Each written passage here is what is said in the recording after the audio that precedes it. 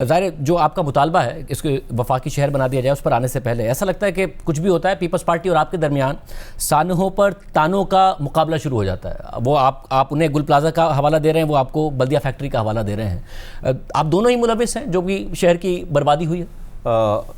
मैं तो इक़्तिदार में नहीं हूँ अभी इस वक्त। मेरा चीफ़ मिनिस्टर नहीं है सूबे में, मेरा मेयर नहीं है। 18 सालों से आपकी हुक्मरानी है, तो आप मुझ पर इल्ज़ाम लगाने के लिए इस तरह के सानियात का इंतज़ार करते हैं। आपने मुझे फांसी क्यों नहीं दे दी?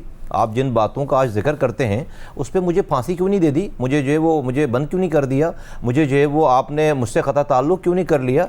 नहीं, ये ठीक बात नहीं है। और फिर मैंने कही है ये बात आज, अगर जब आप हमें ये हम कह रहे हैं, आप क्या कह रहे हैं, हमने क्या की बात कि हम यही कह रहे हैं ना कि 18 सालों से आपकी हुक्मरानी है, खुदारा अपनी गवर्नेंस ठीक करें, यही बात कर रहे हैं। और आप ये अगर और आप खड़े होकर असेंबली में ये बात कह रहे हैं कि जी फ़लाँ कायद के किसी गार्ड ने गैर इसमें मंजिलें डलवाई थीं या तामीरात जो है वो गलत करवाई थीं और फ़लाँ टाइम पे ये होता था। आप इंतज़ार 18 सालों से आपने उसको तोड़वा क्यों नहीं दिया? आपके पास बिल्डिंग कंट्रोल है, आपके पास पावर है, किसने मना किया आपको आने के लिए? दूसरी बात ये कि भाई फिर तो हम तो कह रहे हैं कि भाई जुल्फ़िकार भी हमने ही बनाई थी, PIA का तैयारा भी जो है वो हमने अगवा किया था, ये जो मुर्तज़ा भुट्टो साहब हैं इनको भी हमने मरवाया था। और 27 दिसंबर को जो आप एक दूसरे को चार्जशीट करना नहीं कर रहे, हम मेरा बिल्कुल मकसद है, मैं ये कह रहा हूँ, मैं बिल्कुल चार्जशीट नहीं कर रहा। हुकूमत वक्त को जब आप बताएं कि आपकी नाहली हो रही है, गटर में बच्चे गिर रहे हैं, माएँ तड़प रही हैं, लोग मर रहे हैं, डंपर कोई आपको कोई तसल्ली नज़र नहीं आती ना कि हाँ चलो भाई हादसात होना मसला नहीं है। हादसात के ऊपर आप कर क्या रहे हैं? अगले हादसे का इंतज़ार कर रहे हैं। उस पर अगर हम बात करें तो आप मुझे बल्दिया टाउन का ताना देते हैं, आप मुझे उससे डराते हैं। आप मुझे भाई जब ये बोरी बंद लाशों का जिक्र करते हैं तो उस बोरी बंद लाशें देने वाले कायद के पास तो जाकर आप जो है वो उसकी तलाक के मसले हल करा रहे थे। उसी के जो है वो 90 पे आकर आप टोपी पहन रहे थे और पहना रहे थे, शोदा के कब्रिस्तान पर जा रहे थे। क्या बात कर रहे हैं आप उसे आप अपने बड़ों से तो पूछें, सदर बनने के लिए प्रपोजल और सेकेंडर जिसका आप ताना दे रहे हैं उसी के तो प्रपोजल और सेकेंडर थे। आप उनके घर के तलाक के मसले आपका वफाकी वजीर दाखिला, आपका वफाकी वजीर कानून बैठकर हल करा रहा था। उस वक्त आपको ख्याल नहीं आया कि ये बोरी बंद लाशें देने वाले लोग हैं? अगर ये जो बाजी की बात है, अगर इसके अलावा हम आज में भी आ जाएं, और आज का मकसद है कि पिछले 8-9 साल जब से अल्ताफ़ हुसैन साहब साइडलाइन हुए, अगर उस वक्त अल्ताफ़ हुसैन साहब के और आप लोग मजबूत होने के बावजूद उनकी वजह से मजबूर होते थे, तो अब ऐसा लगता है कि सीटें होने के बावजूद आप बिल्कुल मजबूत हैं नहीं, आप मजबूर हैं। अगर शहर की जिम्मेदारी आप पर भी है, आप 2018 में PTI को ज्वाइन करते हैं तो बाकायदा तौर पर एक मेमोरेंडम ऑफ अंडरस्टैंडिंग साइन करते हैं, होता कुछ नहीं है। खालिद मकबूल सिद्दीकी साहब एक वजारत रखते हैं, एक फ़रूख नसीम साहब रखते हैं, फिर PDM की हुकूमत आती है, फिर आप लोग एक बाकायदा तौर पर मेमोरेंडम ऑफ अंडरस्टैंडिंग साइन करते हैं, खालिद मकबूल सिद्दीकी साहब एक वजारत रखते हैं। इसके अलावा मुस्तफ़ा कमाल साहब आपके पास एक वजारत मौजूद है, PDM के पास एक वजारत मौजूद थी, IT की आप लोगों के पास एक फैसल सब्ज़वारी साहब के पास मौजूद थी, पोर्ट्स एंड शिपिंग की, तो आप लोग भी करते तो कुछ नहीं है। वफाक में रहकर मुझे बताइए कि हेल्थ मिनिस्ट्री में या IT मिनिस्ट्री में मैं आके यहाँ पर जो है वो नालों की सफाई और गटर के ढक्कन रख सकता हूँ? मैं यहाँ पर आपकी परफॉर्मेंस को, आपकी चॉइसेस को क्वेश्चन कर रहा हूँ। देखिए मेरी चॉइस, आपके पास परफॉर्मेस का मार्जिन नहीं है, आपके पास चॉइसेस एक्सरसाइज करने का तो मार्जिन है ना कि आप प्रेशराइज करें। मेरे पास जो है, और आपका क्या ख्याल है कि हम जो है वो प्रेशराइज नहीं करते होंगे? अब आपको आपने अपनी बात की, मैं कह रहा हूँ कि मजबूरी के कॉम्प्रोमाइज नहीं, क्योंकि आप लोग जनरल फैज के जमाने में भी मैनेज होते थे PTI के दौर में। इमरान खान कहते हैं कि मैं कॉलें कराता था, खुद वसीम अख्तर साहब ने हमारे प्रोग्राम में कहा कि कॉलें होती थी। मैं आपको आज के गिवन सिनेरियो में जितनी स्पेस है ना मेरे पास, मैं आपको बताता हूँ। ये वाहिद MQM है जो 1 पॉइंट एजेंडा लेकर जो है वो इस हुकूमत में शामिल हुई है।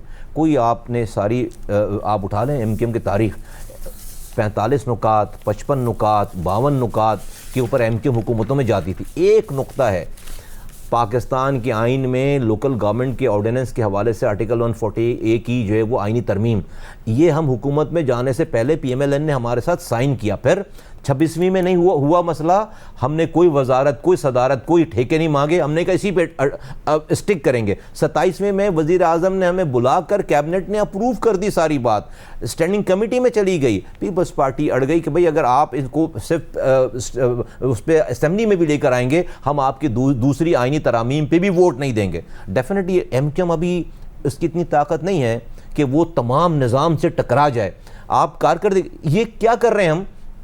हम क्या वजारत नहीं मांग सकते थे, हम ठेके नहीं मांग सकते थे? हमने बिल्कुल जिस फंडामेंटल वजह से तमाम ये मसाइल हो रहे हैं, हम उसके पूरे पाकिस्तान का हल मांग रहे हैं। और ये हम वाहिद, हमारी वजह से पंजाब की पूरी असेंबली ने यूनिवोकल होकर हमारी इस करारदाद के ऊपर अपने मुत्तफ़क़ा करारदाद पास की और कहा कि असेंबली में जाकर आइन का इसको हिस्सा बनाएं। तो ये आज MQM की कॉन्स्टेंट जो है वो इसके ऊपर स्ट्रगल की वजह से मैं यही कर सकता हूँ। कराची तो सफर कर रहा है ना? कर रहा है। आपने आज प्रेस कॉन्फ्रेंस में भी कहा कि वजारतों को नोक पर रखते हैं, मगर आप फिर भी वजारतें रखते हैं। आपका ख्याल है कि मुझे वजारत रखने का शौक हो सकता है या है? मैं इसको अगर मेरी ये वजारत लेकर मैं आपको कैसे एक्सप्लेन करूं कि हमारे पास इस निज़ाम में कितनी चॉइसेस हैं।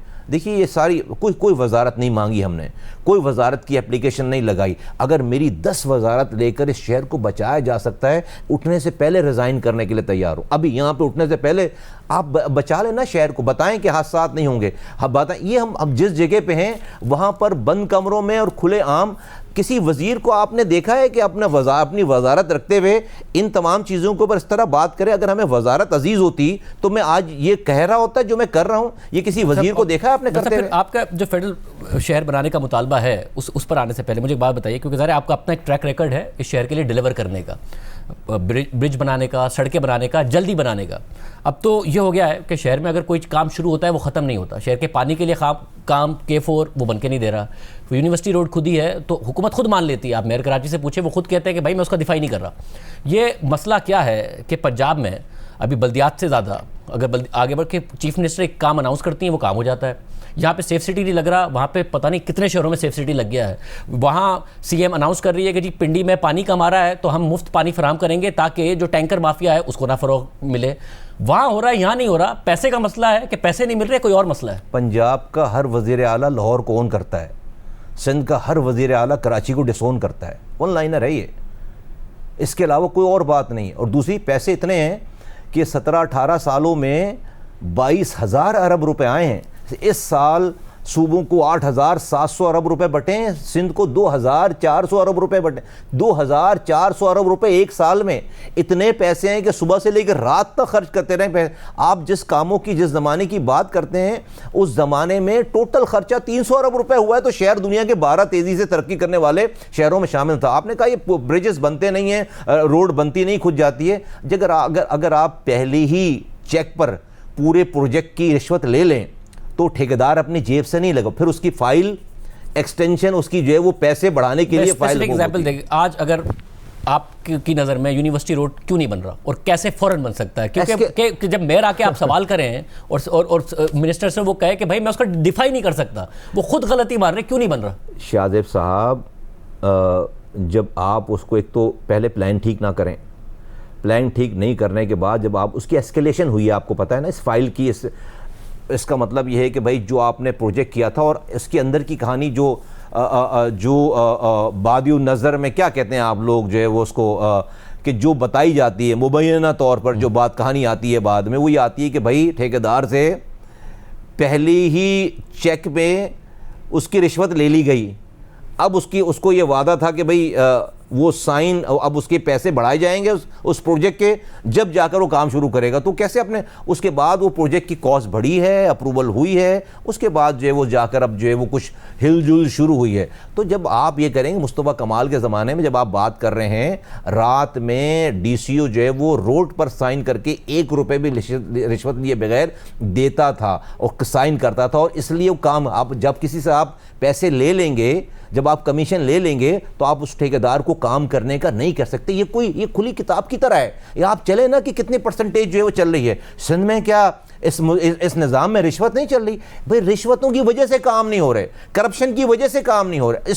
इसमें कोई रॉकेट साइंस नहीं है। वैसे अगर ग्रीन लाइन मनसूबा वफाक का है, वो भी नहीं बन के दे रहा है शहर में। हमारे पास जो है वो ग्रीन लाइन, तो एक और ग्रीन लाइन के मंसूबे को भी जो है वो CM साहब ने एक तो लेटर लिख के रुकवाया है। नंबर 1 जो हमने जो 15 अरब रुपए के हम रोग आके काम लेकर आए थे वहाँ से वफाक से, उसको भी सूबे के वज़ीर आला ने लेटर लिखकर हमारे सारे MNAs के काम रुकवा दिए। उनके दारुल खिलाफा कराची में काम हो रहा है और उसी सूबे के वज़ीर आला ने लेटर लिखकर काम रुकवा दिए। अब इसको क्या कहेंगे आप? इसको क्या कहेंगे आप कि भाई नहीं, इनको क्यों दिए पैसे?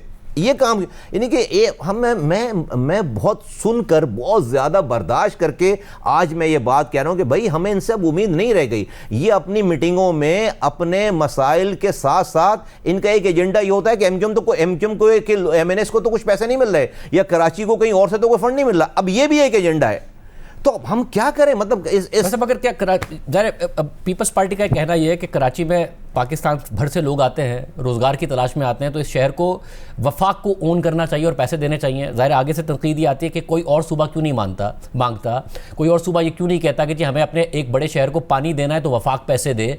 मसला पैसे का है, अब K4 नहीं बन रहा, वो भी वफाक का मसला है या सूबे का मसला? जब आप ऐसे देखते हैं, क्योंकि आपके ज़माने में कंसीव हुआ था ये। देखें, K4 इसलिए नहीं बन रहा कि भाई K4 तो जो वफाक का काम है वो किंजर लेक से हब रिजर्वायर तक पानी की लाइन लाना, लेकिन वो ये जो नीचे इंटरनल लाइनें डलनी है शहर के अंदर, जिसको आप जो है वो बड़ी मेन ट्रंक लाइनें जो कहते हैं, आप उसको ऑगमेंटेशन कहते हैं, वो ऑगमेंटेशन 70 अरब रुपए की तो जो है वो शहर में प्रोविंशियल गवर्नमेंट और सिटी गवर्नमेंट ने डालनी लाइन, वो तो K4 का हिस्सा नहीं है। आप पानी K4 से जो हब रिजर्वायर तक ले आएंगे, आप वहाँ हब रिजर्वायर से क्लिफ्टन कैसे ले जाएंगे, बल्दिया टाउन कैसे ले जाएंगे, औरंगी कैसे ले जाएंगे? तो उसके लिए उसकी ऑगमेंटेशन होनी है। उस ऑगमेंटेशन अब जाकर उस ऑगमेंटेशन को शुरू किया जा रहा है। तो भाई सड़कें बन रही हैं, फिर खुदेंगी, फिर लाइनें डलेंगी, तो ये सारा जो है वो विल नहीं है, सेंस नहीं है। जागना पड़ता था, अपने आगे की रिश्वत छोड़नी पड़ती थी, डरना पड़ता था रब से। रातों को मेरे ज़माने में भी बोल्डन मार्केट में 22 इमारतों में आग लगी थी एक टाइम पे। 4 रातों तक घर नहीं गया हूं मैं, खड़ा रहा हूं, मैनेज किया है हमने, उसको मैनेज करके 40 दिन से पहले उन बिल्डिंगों को रिहेबिलिटेट किया है। गवाह हैं, जाके पूछे ना, भेजे ना कैमरे। मैं नहीं कह रहा कि हादसा नहीं होने चाहिए, खुदा रहा क्या मेरे ज़माने में बच्चे गटर में मिलकर गिर मरते थे। चल एक हादसा हो गया, 2 हो गए, पे दर पे जो लाइन आप तस्वीरें दिखाते हैं, मैं तो नहीं, तड़प रही होती हैं माएँ अपने बच्चों। ये हमारी फेट रह गई है। अच्छा, मैं क्या कर रहा हूँ? मैं हथियार उठा रहा हूँ, मैं रोड बंद कर रहा हूं, मैं हड़ताल कर रहा हूं, मैं तो पाकिस्तान की रियासत को, हुकूमत को, वजीर आजम को, मुल्क चलाने वालों को आवाज लगा रहा हूं। मतलब फिर आप जब ये कहते हैं, आज आपका मुतालबा है कि इसको अब एक फेडरल सिटी बना दिया जाए, वो कैसे सॉल्यूशन है? आर्टिकल की इसी जुल्फ़कार अली भुट्टो साहब शहीद के बनाए हुए आइन में एक है आर्टिकल 148 और 149, जिसमें वफाक ये इख्तियार दिया जा रहा है कि अगर सूबे, उसका मफहूम है कि अगर सूबे लोगों की जान और माल की हिफाजत करने में नाकाम हो तो वफाक इंटरवीन करे। और कराची एक बहुत पोटेंशियल, ये चीचा वतनी नहीं है कि हमारे रिसोर्सेज हमारे ऊपर इस्तेमाल होंगे, ये पूरे मुल्क को पालता है, 70% रेवेन्यू कमा कर देता है। This is not an ordinary city. ये शहर ब्लीड कर रहा है, पूरा पाकिस्तान ब्लीड कर रहा है। इतने इंपॉर्टेंट शहर को होगा कैसे? फ्रेमवर्क क्या है आपके ज़हन में जब आप एक मुतालबा करते हैं? क्या फ्रेमवर्क भाई आपने इस्लामाबाद एक टेरिटरी है ना, वहां पे सूबों का इख्तियार नहीं है, आपने वफाक रखा हुआ है, आप इसको फेडरल फाइनेंशियल टेरिटरी डिक्लेयर करें ना, इसको यहाँ पे वफाक डायरेक्ट इंटरवीन करें ना। जिस तरह इस्लामाबाद है उस तरह पाकिस्तान का दूसरा फाइनेंशियल कैपिटल, वो आपका फेडरल कैपिटल है, एडमिनिस्ट्रेटिव कैपिटल है, ये आपका फाइनेंशियल कैपिटल हो। जो एनएफसी से सिंध को हिस्सा मिलता है वो वफाक रखते हुए इसको दे, कराची को दे, बिल्कुल दे, उसको अपनी कंट्रोल में चलाए, जिस तरह जो है वो आप इस्लामाबाद चला रहे हैं, ताकि भाई हम उसकी अहमियत हो, हम उससे भाई इनसे नहीं बन रही ना बात, नई उम्मीद हो रही है। 18 साल बहुत होते हैं, ये हमारी एग्जिस्टेंस को तस्लीम करने के लिए तैयार नहीं है। पहले हम कोटा सिस्टम पे हमें 40 सालों तक अल्ताफ हुसैन ने पीछे लगाया, आज गजब खुदा का हमें अपने कोटे पे भी कोटा नहीं दे रहे। जब हमारा 40% कोटा खत्म हो जाता है, 60%, ये 40% कोटे पे जो है वो जाली डोमिसाइल बनाकर एक नौकरी नहीं देते। पानी आपका शहर खरीद कर पी रहा है, सिवरेज आपके घर से बाहर जाता नहीं है, रात में लाइट नहीं, सुबह गैस नहीं, गटर में बच्चे, दुनिया चांद पे जा रही है और मेरे शहर की न्यूज़ ये है कि गटर में बच्चा गिर गया, माँ तड़प रही है। मतलब अगर सिर्फ पेपर वर्क पे कर दिया जाए बजट, आपको लगता है कि एडमिनिस्ट्रेटिवली भी ये आसान होगा? ये एक बहुत मुश्किल अमल है कि वफाक कराची को चला रहा हो और उसके बाद मामला हो रहे मैं हैं? समझता हूँ कि मैं समझता हूँ कि देखिए जो इस शहर सूबे की डायनामिक्स हैं, हमारे पास इसके अलावा क्या ऑप्शन रह जाता है कि हम नए ऑप्शन की बात करें? हम तो हमेशा महकूम रहे, इसका मतलब है हमेशा मरते रहे। भाई मेरा कराची का तो कभी वजीर आला नहीं आएगा, इस कम्युनिटी से वजीर आला नहीं आएगा, तो इसका मतलब है जब तक ये पाकिस्तान है हमारा काम मरना रह जाए। फिर इसका मतलब है लोकल गवर्नमेंट, भाई इसीलिए दुनिया में third tier of the government introduce कराई जाती है कि जहां पर माइनॉरिटीज रहती हैं उन माइनॉरिटीज को सेंस ऑफ पार्टिसिपेशन दी जाए। वो आपने जो है वो अपना कानून बना के उसको गायब कर दिया है, आप उसकी तरमीम होने नहीं देते।